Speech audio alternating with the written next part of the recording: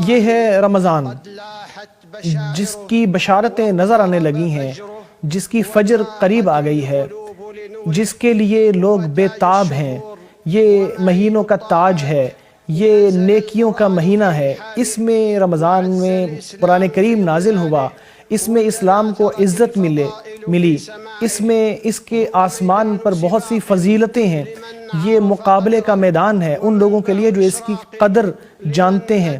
یہ اس میں یہ آگے بڑھنے کا ذریعہ ہے اور راستہ ہے جو اخلاص اختیار کر لیں۔ یہ ایمان کا باغ ہے کہ جس کا اس شخص کے لیے جس کا دل پاک ہو اور جس کی عقل منور ہو۔ نبی اکرم صلی اللہ علیہ وسلم کا فرمان ہے، اللہ تبارک و تعالی ہر افطار کے وقت بہت سے لوگوں کو آگ سے بچا لیتا ہے، اور یہ کام روزانہ ہوتا ہے۔ اسے ابن ماجہ نے روایت کیا ہے۔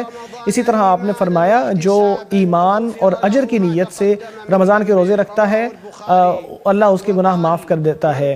اسے بخاری نے روایت کیا ہے۔ اسی طرح فرمایا جو رمضان میں ایمان اور اجر کی نیت سے قیام کرتا ہے اللہ اس کے پچھلے گناہ معاف فرما دیتا ہے۔ اسے بھی بخاری نے روایت کیا ہے۔ یہ رمضان ہے کہ جس کی بھلائیاں آ گئی ہیں، جس کا اجر بڑھتا چلا جاتا ہے۔ کیا اس لائق نہیں ہے کہ اس کے مقام اور مرتبے کے مطابق ہم اس کے لیے تیاری کریں؟ اس کے دن تھوڑے سے ہیں، اس کی گھڑیاں گنی چنی ہیں۔ یہ ویسے گزر جاتا ہے جیسے سایہ بڑی جلدی سے ختم ہو جاتا ہے۔ یہ انسان کے دل کو پاک کرنے کا بہترین موقع ہے۔ اس کے ذریعے نفس کو پاکیزہ کیا جاتا ہے، ہر طرح سے انسان کو آسانی ملتی ہے اور راحت ملتی ہے اور سکون ملتا ہے۔ اس میں انسان کو ذکر کا زیادہ مزہ آتا ہے اور روزہ دار کو تلاوت میں زیادہ لطف آتا ہے۔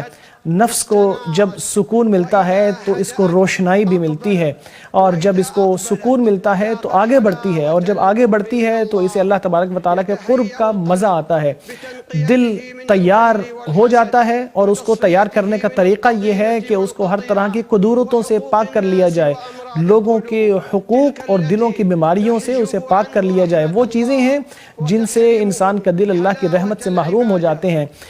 عبادت کی خوبصورتی یا اس کی مٹھاس سے لوگ محروم ہو جاتے ہیں اگر لوگوں کے دلوں میں دوسروں کا حقد اور دوسروں کا حسد موجود ہو۔ انسان کو عبادت کا کیا مزہ آئے گا جب لوگوں کے بارے میں سوچتا رہے گا اور لوگوں کے بارے میں برے خیالات اپنے دل میں رکھے گا۔ اس میں انسان کو چاہیے کہ اپنا وقت کو منظم کر لے تاکہ خواہ فضول باتوں میں اسے گزار نہ دے، بہترین دعاؤں کا راستہ اختیار کر لے اور اپنے دل کو جھکا کے یہ دعا کریں، اللہ مجھے اپنے ذکر، اپنے شکر اور بہترین عبادت میں میری مدد فرما۔ رمضان دل میں عجیب طرح کی سعادت اور خوشی لاتا ہے۔ یہ ہر نیکی کا حال ہے اور ہر عبادت کا ثمرہ ہے۔ نبی اکرم صلی اللہ علیہ وسلم کا فرمان ہے، روزے دار کو دو خوشیاں ملتی ہیں، ایک خوشی اسے افطار کے وقت ملتی ہے اور ایک خوشی اسے اللہ سے ملاقات کے وقت ملے گی۔ اسے امام بخاری اور مسلم نے روایت کیا ہے۔ افطاری کا وقت وہ خوشی ہے کہ جس میں صبر انسان کو ملتا ہے، جس کے بعد وہ خوشی ملتی ہے جس سے انسان خوش ہو جاتا ہے۔ شام کے وقت انسان خوش ہوتا ہے اللہ تبارک و تعالیٰ کی اس نعمت پہ جو اللہ تبارک و تعالیٰ نے اس سے عطا فرمائی ہوتی ہے روزے کو مکمل کرنے کی شکل میں۔